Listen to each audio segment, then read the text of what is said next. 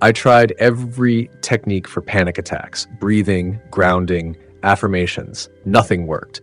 And it took me 10 years to finally understand why. Turns out, the real cure isn't in the techniques at all. It's in something much deeper. Hi, I've been living with persistent depressive disorder and anxiety for over 10 years. On this channel, I share my personal experiences and research on mental health. So if you're interested in mental health videos based on real experiences, not just theory, make sure to subscribe. It actually took me years to realize that what I was going through was panic disorder. It sounds strange now, but back then, it was mostly because of a lack of awareness. In the early years, I didn't understand what was happening. I was only reacting to it. It all began during my university life. After a pampered childhood, I stepped into the real world without the support of my family, and it felt like the ground had disappeared beneath me. Suddenly, I was completely on my own. It started subtly, burning eyes, blood pressure fluctuations, but soon I found myself crying once or twice a month. And then came what I now know were high-functioning panic attacks, the kind that show up almost every day while you still try to appear normal on the outside. Years passed. I graduated, got a job, but the panic stayed. It followed me everywhere. Then about a year ago, I experienced the worst one. I honestly thought I was about to pass out. A few days later, I went to see a psychologist. The moment I sat in his office, I broke down crying. That's when he told me, "You're having a panic attack." I had heard the term before, but I never realized it was my reality. For years, both I and my doctors were only focusing on depression. That lack of awareness made everything worse. But something changed last year. For the first time, I didn't react. I just noticed. I acknowledged what was happening instead of fighting it. And that was the moment my healing truly began. I'm still on that path today. Still learning, still growing, and still healing. I've actually shared the full story of how my panic attacks felt, both physically and emotionally, in another video. In that one, I go into detail about what it's like to experience both the high-functioning type and the severe ones. If you haven't listened to it yet, you can find it linked in the description or through the I button on the screen. So for now, let's move forward. Because what I want to focus on here is the real reason behind why quick fixes never truly worked for me. In the beginning, I wasn't really handling my panic, I was just reacting to it. I didn't have the awareness or even the language to describe what I was going through. There was no conscious effort to manage it, no real understanding of what was happening inside me. You know how sometimes life throws you into something you've never experienced before, and instead of processing it, you just survive it? That's what those years felt like.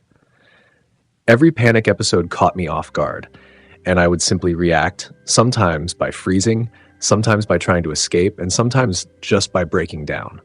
But as time passed, I started doing what most people do when they don't understand panic. I looked for quick fixes. I remember telling myself, okay, maybe if I just think positively or distract myself, it'll go away. And at that time, those ideas sounded reasonable. They gave me a sense of control, like I was at least doing something. The first quick fix I leaned on was trying to talk myself out of panic, almost like giving myself a pep talk. I'd say things like, "It's not that bad. It's okay. I've been through worse." I'd remind myself of similar moments from the past to make this one feel less serious. For example, if a panic attack came during work, maybe after a stressful meeting, I'd think, my colleague messed up once too. The boss yelled, but he didn't get fired. It's fine. It's normal. It was my attempt to apply logic to reason my way out of fear. But the thing with panic is, logic doesn't always reach the parts of you that are panicking. When you're in that moment, when your heart is racing, your body temperature shifts, and your mind feels detached, logic just feels like background noise. It's there, but you can't feel it. You can't believe it. And then there was the second thing I tried: distraction. Whenever the anxiety would rise, I'd try to escape from it. Sometimes I'd bury myself in work. Sometimes I'd scroll endlessly through social media or call a friend just to talk about anything other than what I was feeling. It helped for a few minutes. It numbed the noise. But the moment things got quiet again, the panic would return, almost stronger, like it had been waiting for me to stop running. After those didn't work, I moved to something more official: deep breathing. It's the one technique everyone recommends, right? And don't get me wrong, deep breathing is powerful, but here's the truth.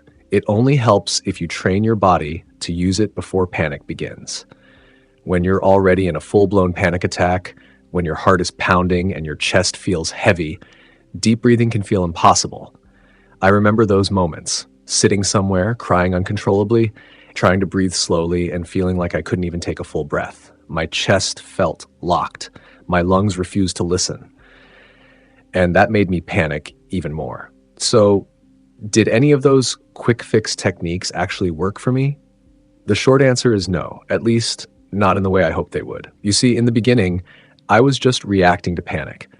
I didn't really know what was happening to me, and because I didn't understand it, my attempts to handle it were mechanical, almost desperate. The first thing I tried was what I'd call rational reassurance, talking to myself logically. I'd say things like, "This isn't a big deal," or "I've seen worse," or "My boss got angry before and nothing terrible happened." And for a brief second, it felt like I was doing something helpful. But the truth is, during a panic attack, logic just doesn't reach the part of your brain that's in charge. When panic hits, your body goes into full emergency mode. Your blood pressure spikes, your heart starts racing, you feel lightheaded, your chest tightens, your breathing shortens, and sometimes you even feel detached from reality, like you're dreaming or floating outside yourself. It's such a powerful physical storm that your conscious mind, the part that tries to reason, gets completely drowned out. So even though I was telling myself everything was fine, my body was screaming the opposite. My emotions were in chaos, my body was panicking, and no amount of "it's okay, stay calm" could stop that physiological wave. It's like standing in the middle of a thunderstorm and trying to calm it down by whispering, "The storm doesn't care about your logic." Then I tried deep breathing. And I'll be honest, I do believe deep breathing works. There's no doubt it's beneficial for the nervous system. When you practice it regularly, when you make it part of your daily routine, not as an emergency fix, but as a habit, it strengthens your ability to handle stress. But during my severe panic attacks, deep breathing didn't help. When I was crying uncontrollably, shaking like a child, gasping for air, I just couldn't get my body to cooperate. I would try to slow my breath, but the sensations were too overwhelming. My chest felt heavy, my mind was racing, and my body simply wouldn't listen. And in those moments, deep breathing felt almost impossible, like trying to hold your breath underwater while you're already drowning. However, there's another side to it. In what I call my high-functioning panic attacks, where I could still function on the outside, keep working, keep talking, those techniques actually did help. When the panic was more controlled, when I could feel the anxiety but still had some command over my body, deep breathing and even distraction worked. I could take a few slow breaths, distract myself with a task, and gradually bring my body back to balance. But once the panic grew stronger, once it crossed that invisible line into tears, trembling, or that unreal dreamlike state, everything stopped working. You can't distract yourself when you're crying. You can't convince yourself to calm down when your whole body thinks it's fighting for survival. And that's the tricky part. Most people, including me back then, think panic attacks can be managed with a few quick techniques. But in reality, once you're in the storm, those techniques can only help so much. They can support, but they can't save. Because panic isn't a surface issue. It's a deep internal belief system that gets triggered by fear. And until you address that belief, until you change the way you see and respond to fear itself, no amount of deep breathing or distraction can truly set you free. If you were to ask me today, after more than 10 years of living with anxiety and depression, how can someone truly overcome panic attacks? My answer would be simple. You have to stop the panic before it begins. Because once a panic attack starts, once your body flips that switch, there's not much you can do in that moment. Your logic doesn't work.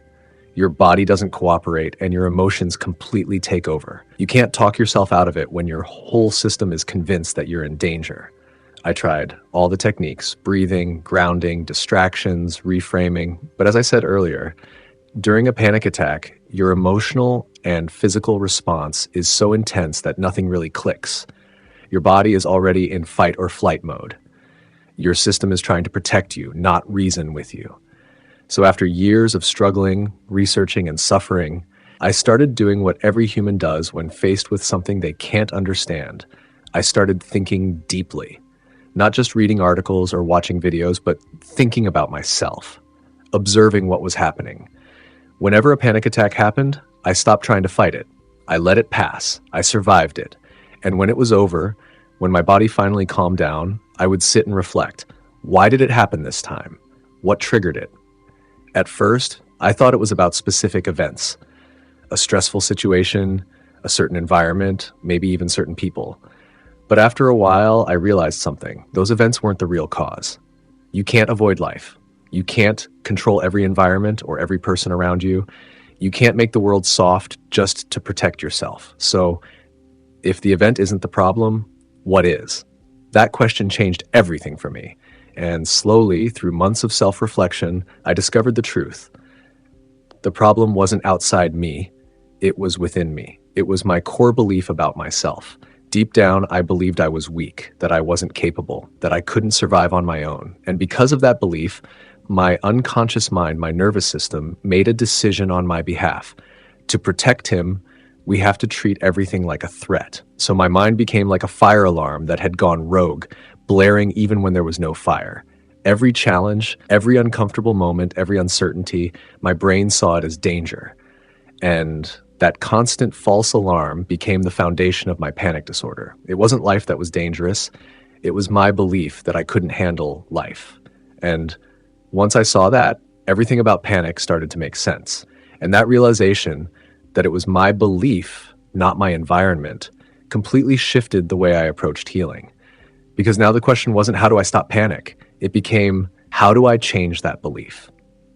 And that's exactly why I believe, from my own experience, that the only real way to overcome panic disorder is by addressing your core beliefs. The beliefs you hold about yourself, the beliefs you hold about the world. Because until you work on those, techniques will only bring temporary comfort. They can calm you down for a moment. Yes, they can help you survive an attack. Yes, but they won't cure the problem. You see, most techniques, breathing, grounding, distraction, they work on the surface. They help you manage symptoms, but not the source. And that's where many of us, including mental health influencers and sometimes even professionals, get it wrong. They often present these tools as cures, but they're not. They're tools for calm, not tools for healing. True healing comes from going deeper, from facing the beliefs you've built about who you are. For me, it was the belief that I was weak. For someone else, it might be the belief that they're unlovable, unsafe, or not enough. Once you find that belief, understand it, and start reframing it, that's when real change begins. In my upcoming videos, I'm going to share exactly how I did that, how I actually conducted a kind of therapy session with myself.